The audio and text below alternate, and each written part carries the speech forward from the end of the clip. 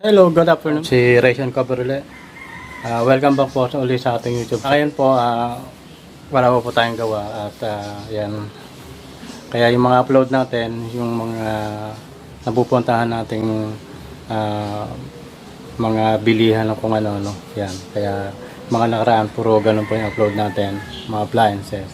At sa video na po ito, sa video yung papakita natin, makikita nyo yung mga presyo ng mga, hindi naman po mabigating refrigerator to, tsaka yung mga aircon pala. Ayan. Yung pangmasa lang na na aircon, hindi pang pang sosyalan yan. Pang ordinaryong bahay lang na mga refrigerator tsaka mga aircon yan. Yung mga gamit nila, abot kaya. Nag-range lang po yung presyo ng 10,000 to 17.